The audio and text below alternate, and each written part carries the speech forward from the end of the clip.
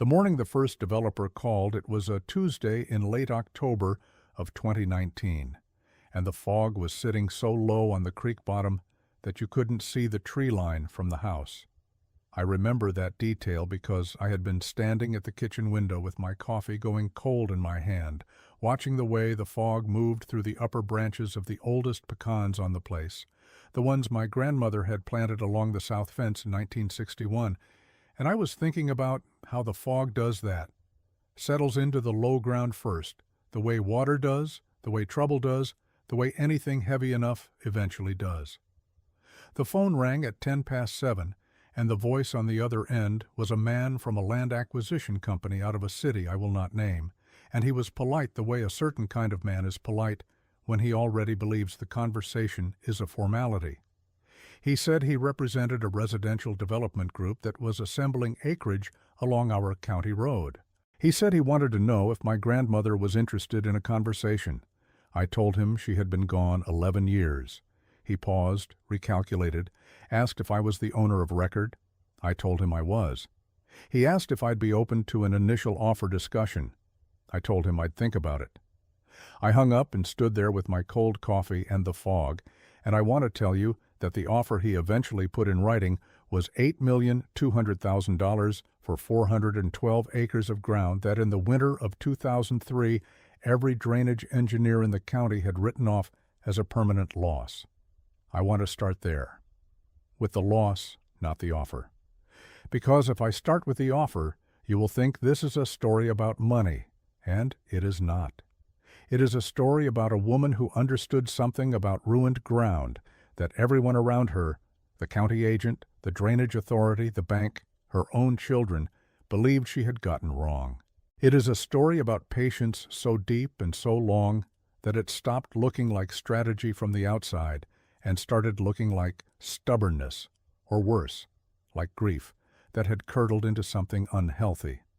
And I want to be honest about my own role, which was mostly to stand at a fence and watch and sometimes argue, and eventually, slowly, be corrected by both the ground and the woman who read it better than I did. Her name, for these purposes, is the one I always used, grandmother. She would have found a proper introduction fussy.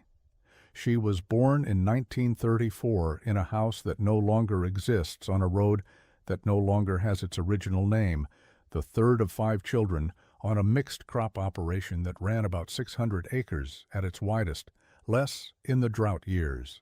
She married my grandfather in 1956, and they took on his family's ground, which ran along the west side of a creek that I will call the Lower Branch, because that is what the family always called it, and which was, in a wet year, as rich a piece of creek bottom alluvium as you would want to walk behind a tractor on, dark and loose and smelling of iron and old wood, the kind of soil that almost apologizes for how easy it is to work in a wet year. The problem was always the wet years. The Lower Branch had a memory for flooding that went back before anyone in the family arrived, and that memory was written into the soil profile in layers. You could see it if you pushed a probe down far enough, alternating bands of silt and sand that told you exactly when the creek had come over its banks and for how long.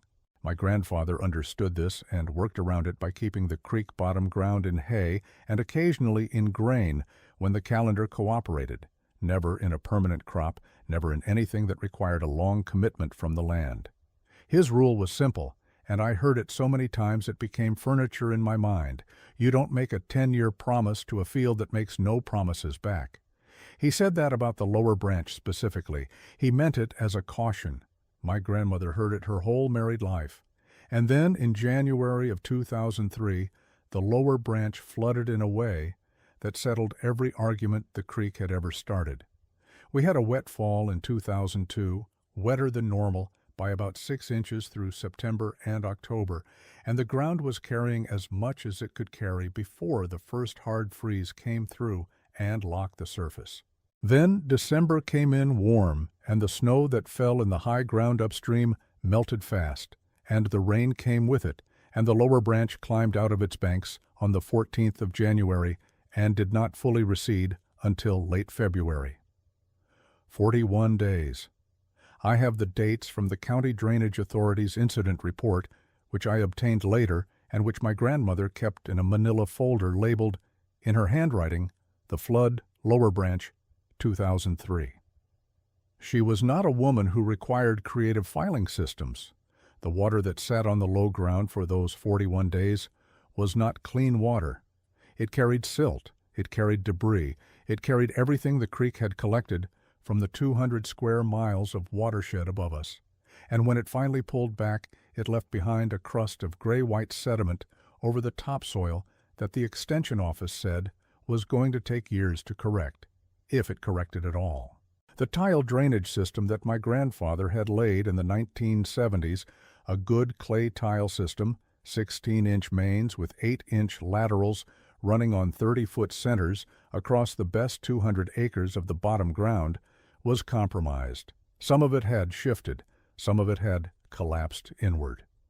The county drainage engineer walked the ground in March of 2003, pushed a probe into the sediment crust, wrote something on his clipboard, and told my grandmother that the remediation cost for the tile system alone would run between $140,000 and $170,000. And that was before you addressed the soil structure, and that even after remediation this ground would be a flood risk in any wet year for the foreseeable future, and that in his professional assessment she would be better served selling what she could sell and putting the proceeds into the higher ground on the north end of the property, which had not flooded and which was still producing. He was a careful, thorough man. He was not trying to discourage her. He was giving her his honest read, and his honest read was that the lower branch was done. She thanked him, walked him to his truck, watched him drive out the lane, and then came back to the kitchen and put his business card in the folder with the incident report, and did not call him again. I was 31 years old in 2003, farming my own place about 14 miles north, and I drove down to help with cleanup and stayed for most of March. I remember those weeks clearly, the smell of the ground once the sediment dried, which was a sour, mineral smell, nothing like the iron and wood smell of the good alluvium, and the way the field looked under the gray sky of that March, flat and pale and strangely quiet. She walked every acre of the bottom ground herself, on foot, with a soil probe and a composition notebook, marbled cover, black and white, the kind you buy at a farm supply store for 89 cents. And she took notes on what she found at every probe point. She had gridded the field in her mind on a 200-foot spacing, and she worked it systematically, row by row, north to south, writing down depth to the sediment layer, depth to the old topsoil beneath it, what the topsoil felt like between her fingers, and whether she could smell anything from it. She probed over 300 points across the 200 acres of bottom ground, and she recorded every one in that notebook. I walked with her for 2 days of it. I will tell you honestly that I thought at the time she was working through something emotional, that the walking and the probing and the careful notation were her way of staying attached to ground she was going to have to let go of. And I felt sorry for her in a way that I am now ashamed of, because what she was doing was not grieving. She was reading. I did not understand what she was reading until much later. At the time, I watched her push the probe down into the gray crust, pull it back up, look at the core, write in the notebook, move 200 feet, repeat. By the end of the second day, she had said almost nothing to me about what she was finding, and I finally asked her directly what the notebook was showing her. She looked at me the way she sometimes did when she had already thought 6 moves past where you were standing. She said, "The tile is not as bad as he thinks." Then she moved on to the next probe point. I remember standing there in that pale, sour-smelling field, thinking that either she was right or she was in a kind of denial that nobody around her was equipped to address. I drove home that night and told my wife I thought we were going to have a hard conversation with her before summer.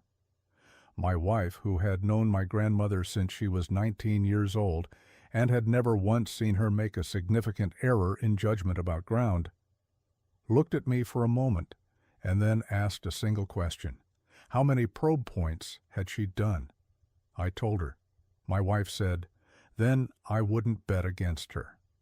I should have listened to my wife in March of 2003 and saved myself 16 years of periodic doubt. What my grandmother had read in those probe points, and what she finally explained to me that following June when the notebook was full and she had totaled her observations, was this.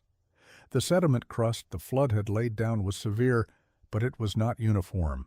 On the highest micro-elevations of the bottom ground, and I mean high by 6 inches, 8 inches, not high by any measure you'd call a hill, the crust was thinner, the underlying topsoil less disturbed, the structure of the old alluvium still largely intact, and more importantly, the tile system, which the county engineer had assessed from the surface and from 2 test excavations near the field's edge, was compromised in specific mappable locations, not throughout. She had located the compromised sections by finding the probe points where she felt no resistance from below, where the soil column above the tile elevation was too loose, too wet, too unconsolidated, meaning the tile had collapsed or shifted there. And the compromised sections, once she had mapped them in the notebook, came out to approximately 60 linear feet of 8-inch lateral in 3 locations and about 20 feet of 16-inch main near the northwest corner. 80 feet of bad tile in a system that ran, in total, across the 200 acres, close to 14,000 linear feet. The county engineer had probed at the field's edge where the grade ran lowest and where the flood damage happened to be worst, and he had extrapolated from there. She had probed the whole field. She had found a different answer, and she knew what it meant in dollars. 80 feet of repair, even at the inflated prices of emergency remediation work, was not $150,000. It was closer to $12,000 if she hired it done, and possibly half that if she did it with her own equipment and 1 hired hand. But that was only the diagnosis. The question was, what you grew on ground you had just argued back from a $150,000 loss. She sat on that question for 8 months, which I know sounds like a long time, and it was. It was a long time, even by her standards. She did not talk about it much through the summer and fall of 2003. She let the ground rest. She ran a disc over the sediment crust twice that August to break it up and work it into the surface. And she planted a cover crop of winter rye on the whole bottom in September, not for income, but to put roots down and start rebuilding what structure the flood had broken. She was not doing nothing. She was letting the ground tell her something, and she was waiting to hear it. I came down 3 or 4 times that fall, and we walked the cover crop together, and she was quiet in the way she got quiet when she was working something through.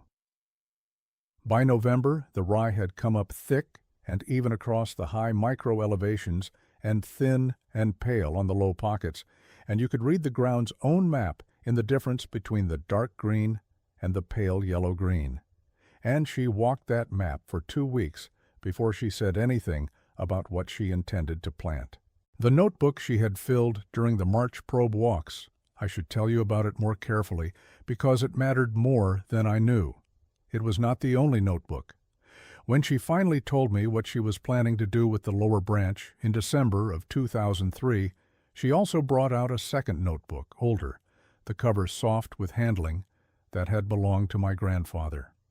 His handwriting was different from hers, larger, rounder, a little hurried-looking, pencil gone brown with age. He had kept it as a general farm journal through the 1960s and early 1970s, and it had observations about yields, equipment, input costs, conversations with the county agent, weather notes. Ordinary enough.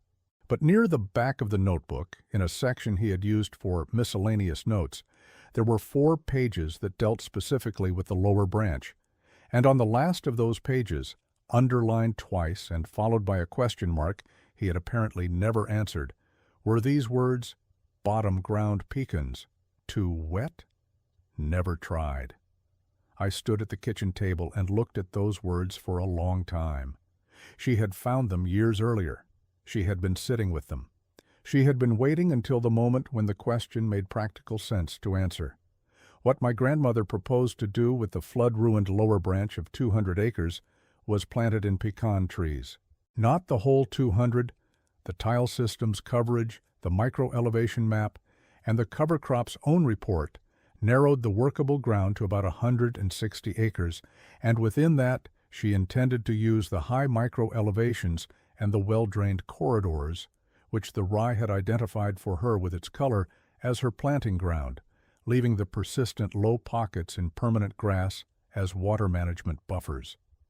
The planting ground she calculated, after walking it with a tape measure and mapping it against the notebook's probe point grid, at approximately 138 acres. At the spacing she intended, which was 35 feet between trees within the row and 40 feet between rows, she would plant just over 6,000 trees. 6,040 to be exact, which is the number I have in my own notes from the conversation, because I wrote it down while she was talking and stared at it for a long time, trying to decide if I was going to argue with her. I want to tell you what pecan trees require, so you understand what she was committing to. A pecan tree in most varieties will not produce a meaningful commercial crop for 12 to 15 years. The early selections, the improved varieties developed for northern growing conditions, might come into partial production at 8 or 9 years. But a full canopy and a reliable commercial yield is a 15-year proposition on the short end and 20 on a realistic one. She was 69 years old in December of 2003. I was aware of this. I believe she was also aware of it and had simply decided that it was not the relevant variable. She was not farming for the next 5 years. She was farming the way my grandfather's notebook was farming, in the long tense. The tense that doesn't have a good name in English because our language is not built for it. The tense of doing something now so that whoever comes after you doesn't have to start from nothing.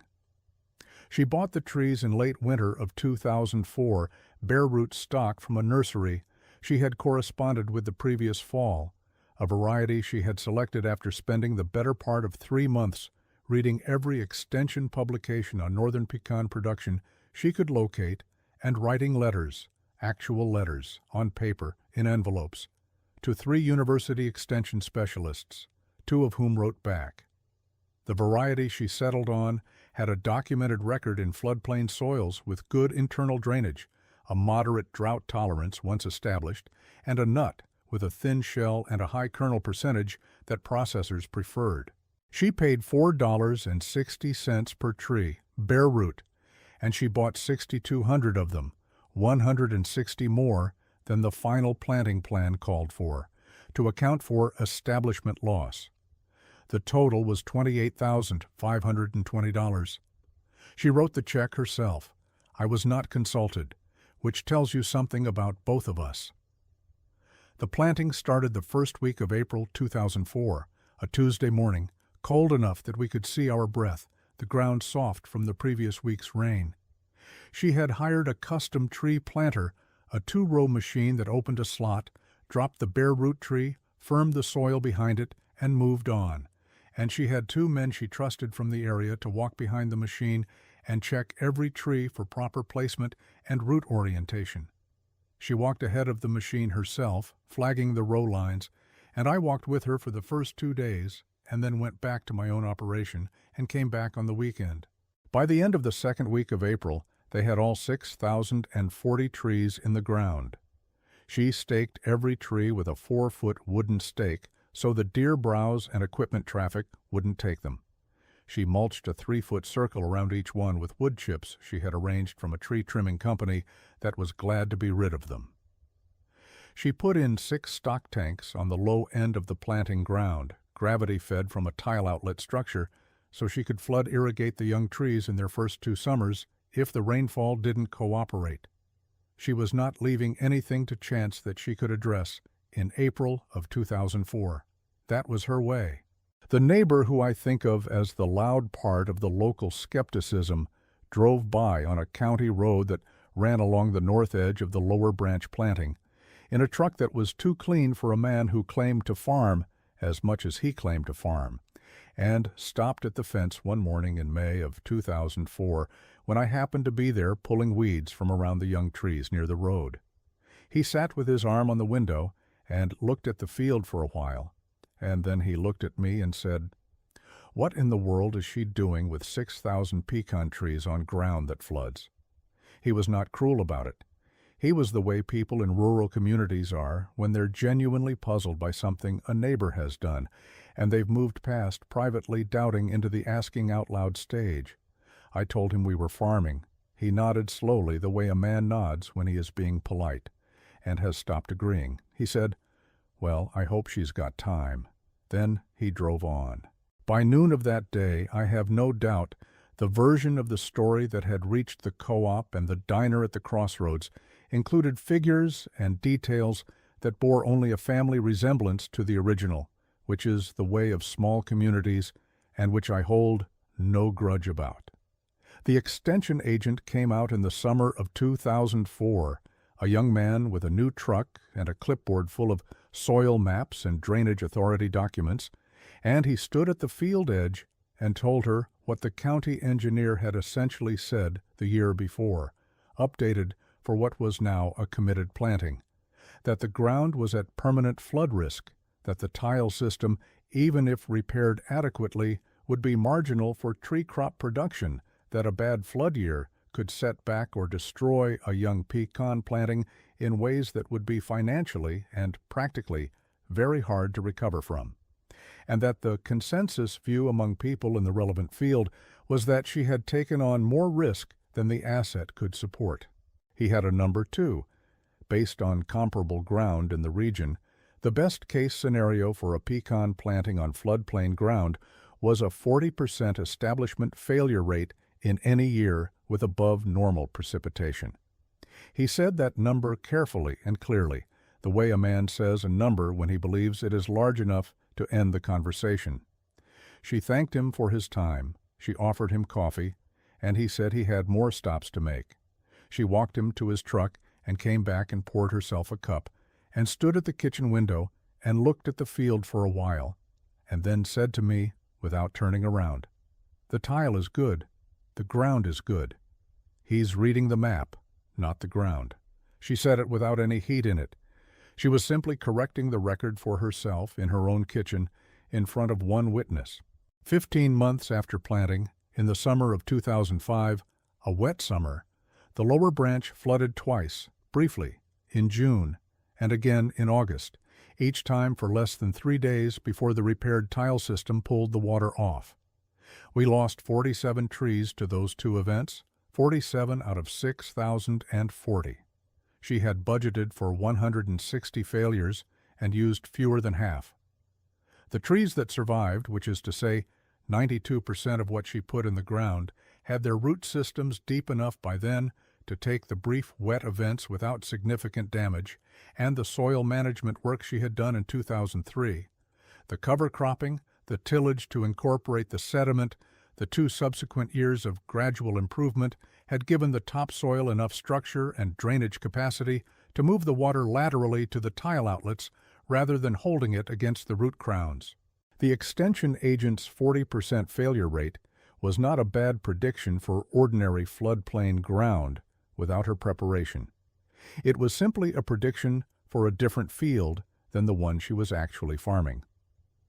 I want to tell you about the notebook again, because there was something in it beyond my grandfather's 2 underlined words about pecans, and I didn't find that something until the fall of 2009, 5 years after she had started the planting, and 6 years before the trees would come into anything like full production. I was helping her sort through some paperwork in the barn. She was starting to organize things, she said. She didn't want anybody to have to dig through later, which was her way of managing her own eventual absence without making it sentimental. And I found the notebook inside a wooden crate that also held a farmer's almanac from 1969 and a catalog from a seed company that had been out of business for 30 years. I will own that I had not looked closely at the notebook the first time she showed me my grandfather's pecan notation in 2003. I had seen the 2 underlined words and the question mark, and I had received their meaning and moved on. I had not read the other 3 pages about the lower branch. That was an error. And it was an error born of thinking I understood what I was looking at before I had finished looking at it, which is a habit I have been working to correct for most of my adult life with only moderate success.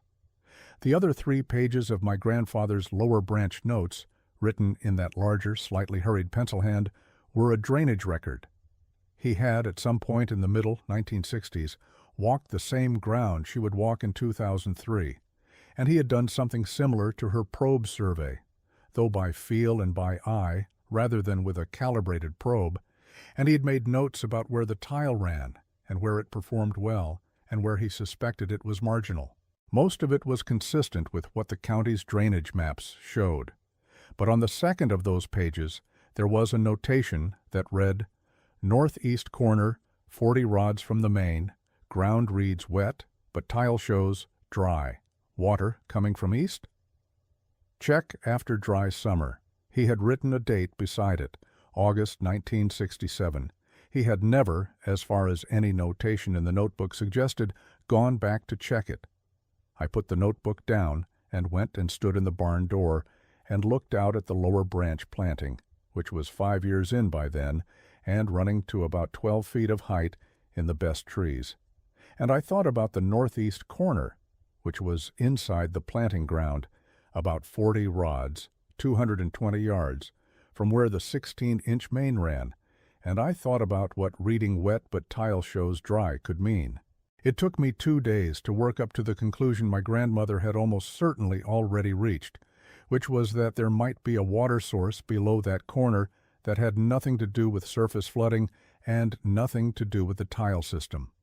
A seep or a sand lens or a connection to a deeper water table than the surrounding ground carried.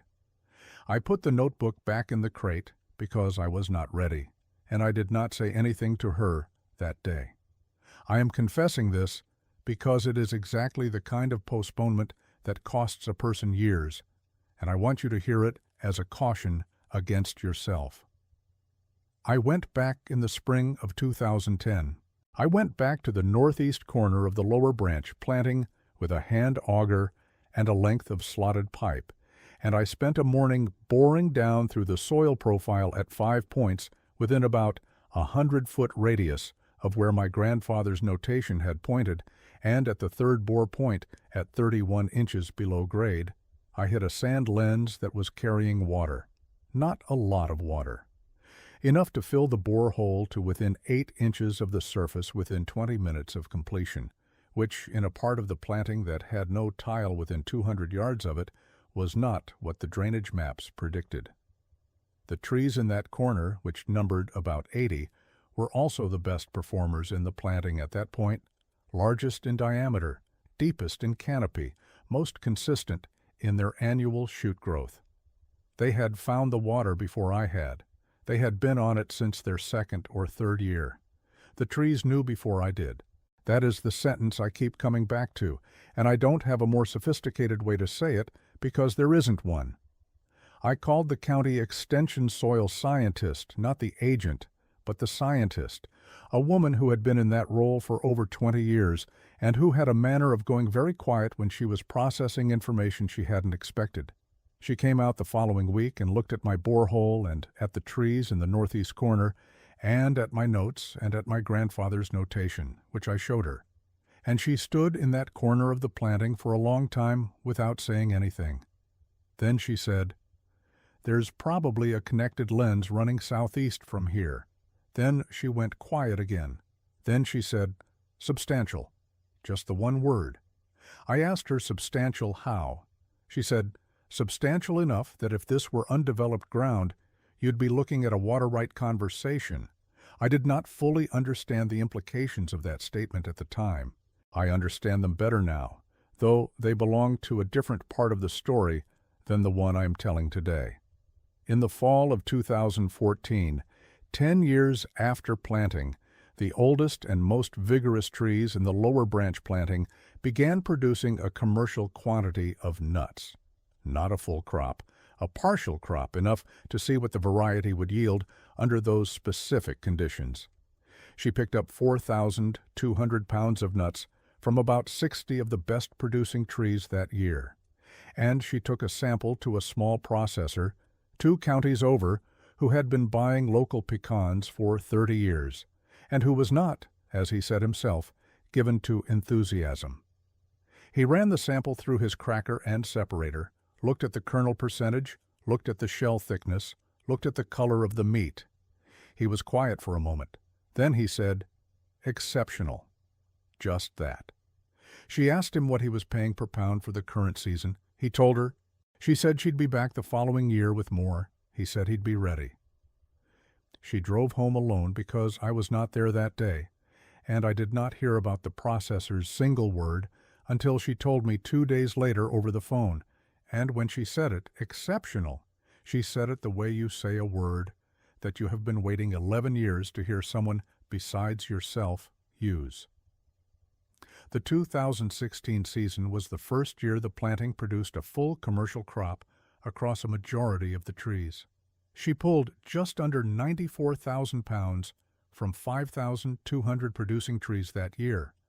The remaining 800 were younger or in the lower performing pockets she had maintained as grass buffers, and they were not in commercial production.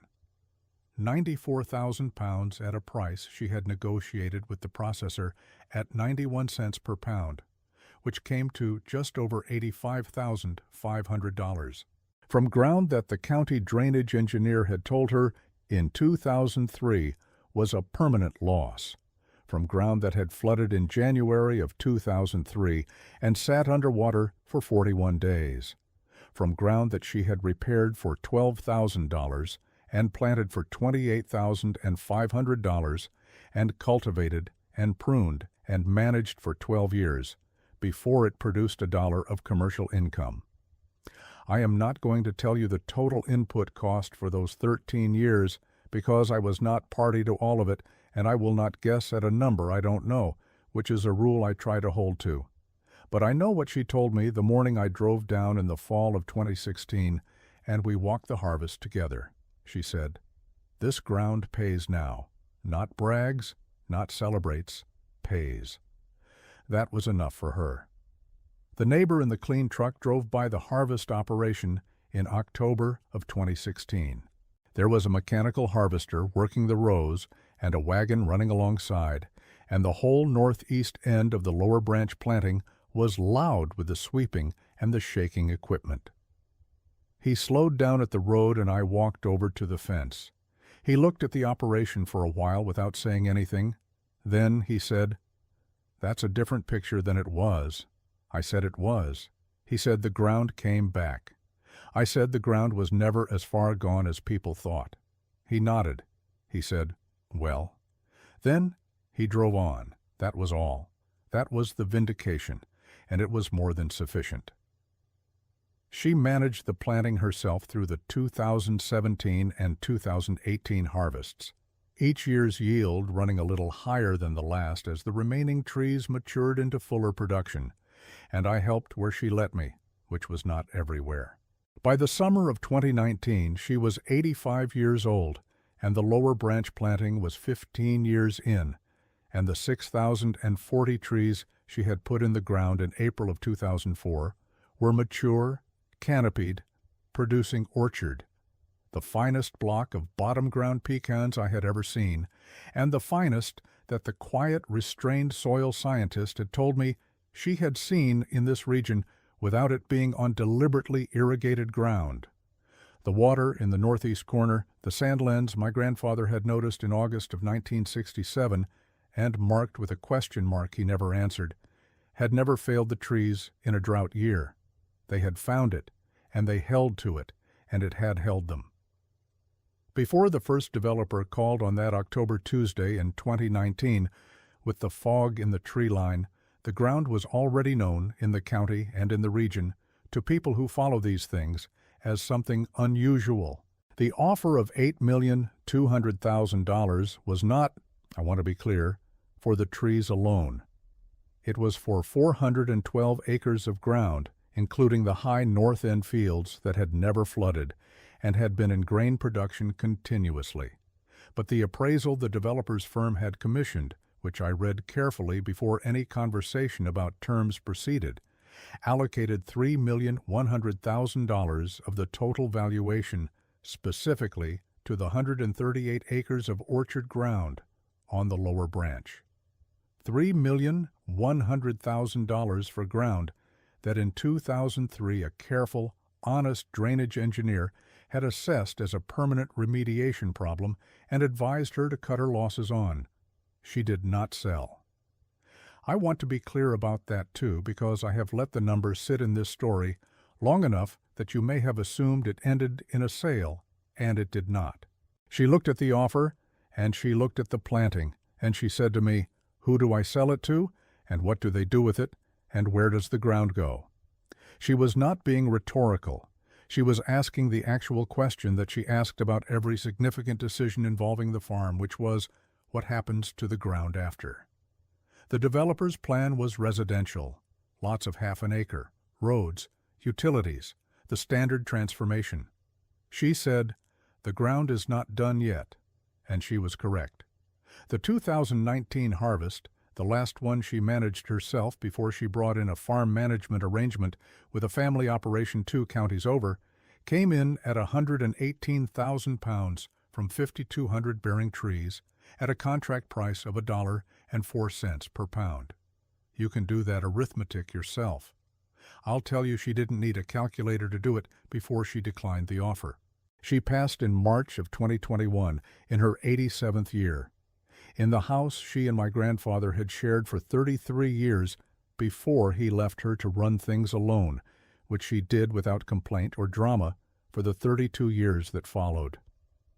I came into the farm by her arrangement, which she had documented with a care and specificity that should not have surprised me but did, along with 2 of her children and 1 of her grandchildren, who had shown the interest and the capability she required before she included them in what she called the long-term thinking.